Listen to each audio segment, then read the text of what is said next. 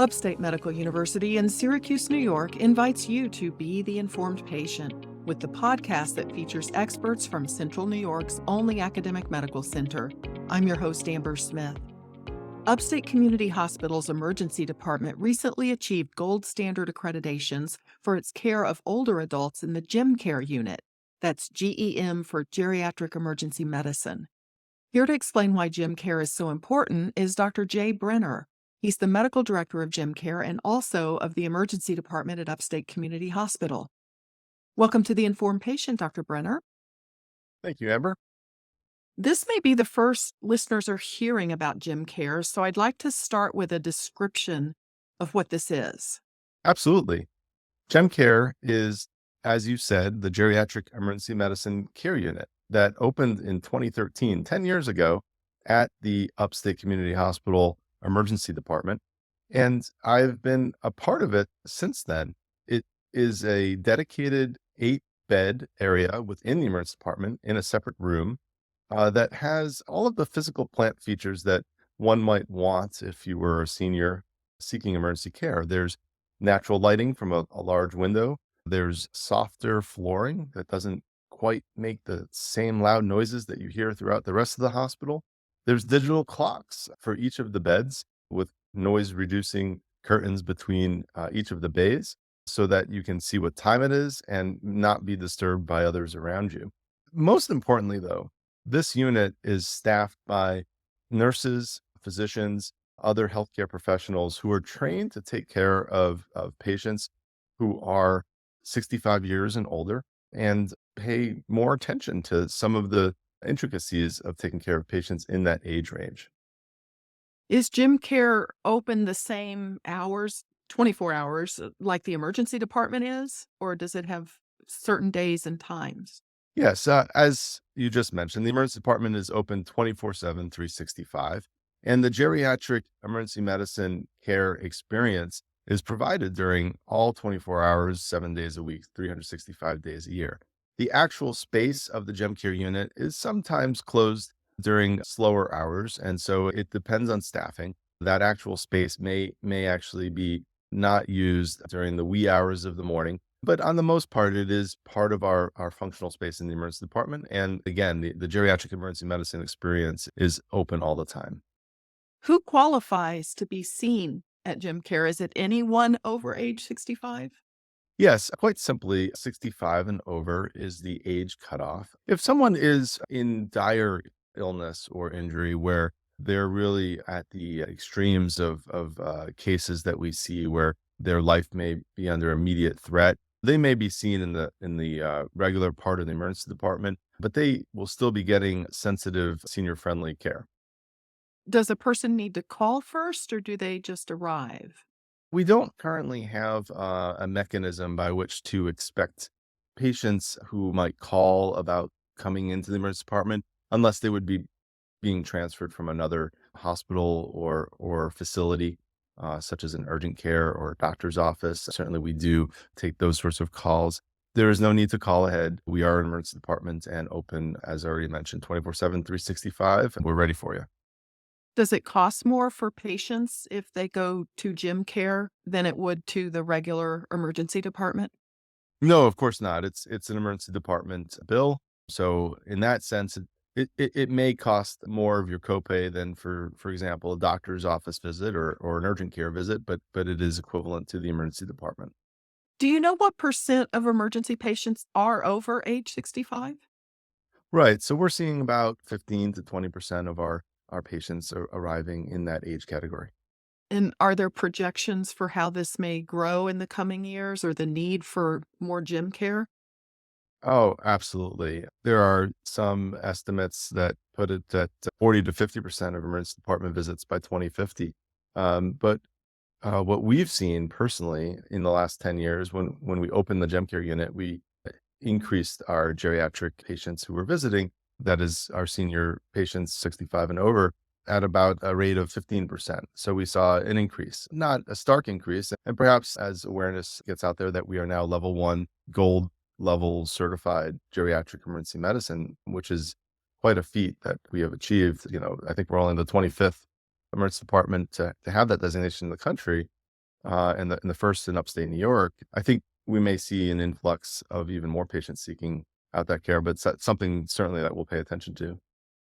Now, we're talking about Upstate Community Hospital campus. What about downtown at Upstate University Hospital? Do they have gym care as well? It's something that we are contemplating extending the geriatric emergency medicine experience to our downtown hospital. In the meantime, there are some select components of it. For example, there is an effort to get patients who suffer a hip fracture to the operating room within 24 hours as part of what's called the Ortho Co-Care Initiative, which is tapping into some of our knowledge and skills with our geriatric emergency medicine experience to try and get patients to the operating room within 24 hours. And that's happening both at community and downtown. And then there are some other efforts like trying to make sure that our medications are properly dosed, whether they be pain medications or sedative medications. And we're making sure that those are properly dosed at both departments. This is Upstate's The Informed Patient podcast. I'm your host, Amber Smith. I'm talking with Dr. Jay Brenner. He's the medical director of the Gym Care Unit at Upstate's Community Hospital. So tell us about the gold standard accreditation. How did you earn that? Yeah, so the American College of Emergency Physicians, ACEP, which is the leading professional society of emergency medicine, actually started accrediting geriatric emergency departments in 2018 and giving them either gold, silver, bronze, or level 1, level 2, level 3 status. And we looked into it at that time and started to prepare our data to share with them. And then COVID hit. So the COVID pandemic sort of waylaid us. We had to repurpose our gem care unit for COVID patients because it was a very good space to take care of patients in negative pressure, which, prevented the germs from spreading. And then we looked at it again when the founding medical director, Dr. Jamie Chacho of Gem Care, phased out of clinical work into telemedicine work and then eventually retired at the end of 2020, upon which I took over the unit and worked with our hospital quality services liaison, Amy Serzanin, to really build up our data. We submitted our application in July of 21. And after a couple of back and forth go-arounds with ACEP, I had a visit from the reviewers virtually in February of 23. And they met as a board in April of this year and gave us the gold standard accreditation. Can you give us some examples of guidelines that ACEP established for geriatric EDs or geriatric emergency departments? Yes, of course. So it requires not just staffing and education, but a series of policies and procedures that you can show you're adhering to. And so we, as a gold level 1 geriatric emergency department, we have to adhere to 20 or greater policies. And these policies include things like the medication dosing that I mentioned, but also avoiding Foley catheters unnecessarily, also providing mobility promotion and ambulatory assessments. So making sure that people can walk and get out of their stretchers, making sure they're getting food as soon as they can, making sure that they're getting case management to help them get into either home care arrangements for physical therapy and occupational therapy at home or into skilled nursing facilities if they need it. And so all of these policies, including also fall risk prevention and dementia and delirium screening, all sort of fit into the whole geriatric emergency medicine experience. And that's what ACEP has been really focused on, making sure that we're providing soup to nuts, senior friendly care from the time that you approach the triage nurse and the registration clerk to the time that you leave the emergency department, either to hopefully go home with the services you need or enter the hospital for inpatient care. I was going to ask, do most gym care patients get released to go home or do they get admitted to the hospital? Yes, most geriatric emergency medicine patients do go home. Our admission rate at the community emergency department overall is about 20%. And for patients 65 and over, it does go up to about 30%. But on the most part, patients will go home. So most of them you're able to get stabilized and comfortable and well enough to return back home. Exactly. And that's the goal. We even tolerate even sometimes longer lengths of stay in the emergency department if we can provide the services to avoid an admission. Because we know that while there are some conditions that need to be managed inpatient, ideally the services can be brought to the patient at home. As I think our audience may be aware, even when you need inpatient care, there is a special program that involves Upstate Hospital at home. And so there are some conditions that need hospital care, but after coordinating with our case management team, we are able to get patients, for example, IV antibiotics and oxygen therapy, things that they might need in the hospital, but actually at home with nursing care. So, what are the most common medical issues you see in this patient population? Oh, that's a good question.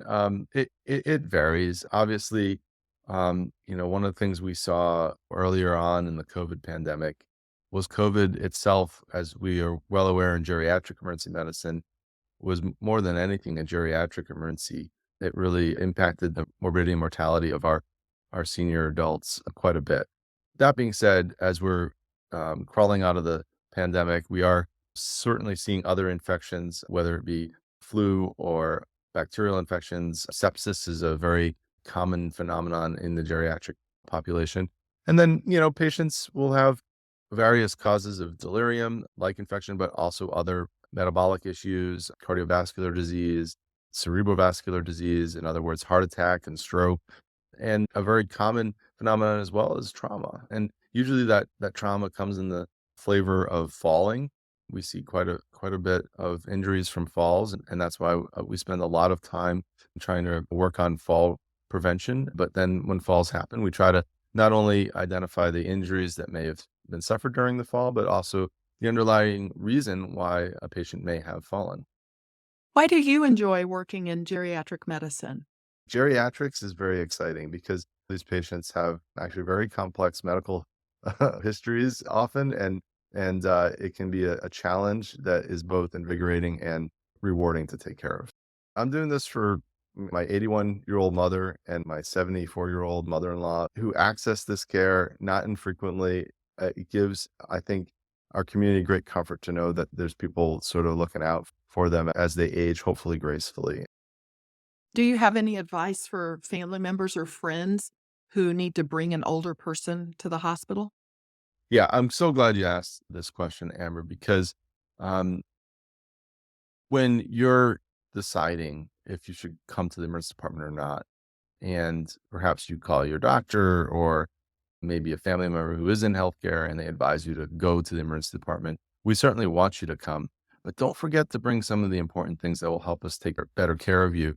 Medication lists that are updated is one of the top things. Any assistance devices that you might need. So we have walkers. So if you don't bring your walker, that's okay. We have walkers, but bring your hearing aids. We do have amplifiers. If you forget them for some reason, you leave in a hurry, bring your visual aids, your glasses, right? Don't forget that in order to best take care of you, we need to be able to communicate with you and whatever assist devices you need. That's really helpful. And then for advocates, for family and friends that are bringing in a senior adult to seek emergency care, bring yourself. Visitors are welcome. We've definitely made our visitor restrictions much more lenient as we're having much lower COVID rates. And so you need to come and advocate. We know patients who have an advocate get sort of more attention for their needs, and we welcome you to do so. One thing that I think is good to leave at home, and I shouldn't have to spell this out per se, but we've had this happen on occasion. You can't bring your pet unless they are a registered service animal. And I realize that can be a little bit disconcerting because a lot of older adults really do find a lot of companionship and support by their pet, whether they're cat or dog or iguana. It's not something that we can accommodate for in this shared space. The other thing is, as of this past Thursday, you no longer need to bring your mask. And honestly, you don't have to wear a mask. Masks are optional in our space. And we're of two minds with this. Certainly, we want to reduce infection, but we're realizing that the mask was getting in the way of ideal communication. Certainly over the last 3 years of this pandemic, on many occasions, I've worn a translucent mask so that patients could see my face through the mask protection and actually be able to perhaps lip read if they were relying upon lip reading. So you don't need to bring your mask. We welcome you, mask optional. So just adding that in to the mix. And other than that, we have warm blankets. We have lots of comfort items, but I've seen patients on many occasions bring their own blanket, and that's okay. We're not going to tell you to leave that at home, but certainly wear comfortable clothes because you are going to be asked to get into a patient gown like you would at any healthcare facility. And certainly there are people to assist you with that if you need assistance. And that's really about it. I mean, just bring yourself and any contact information that you might have for anyone that can help us best take care of you. One other thing I should have mentioned, it's a bit of a sensitive topic, so I hesitate, but I think it's important that if you do have medical orders of life-sustaining treatment or a MOLS form, that would be something that would be good to bring. It's good to know what your wishes would be if there were any extreme measures that were needed to take care of you. Dr. Brenner, thank you so much for making time to tell us about gym care. Great. Thank you so much. And hopefully you don't need our services, but if you do, you know where we are, and we're always glad to see you when you come. My guest has been Dr. Jay Brenner, Medical Director of the Emergency Department at Upstate Community Hospital and of the Geriatric Emergency Medicine or Gym Care Unit there. The Informed Patient is a podcast covering health, science, and medicine, brought to you by Upstate Medical University in Syracuse, New York, and produced by Jim Howe. Find our archive of previous episodes at upstate.edu/informed. This is your host, Amber Smith, thanking you for listening.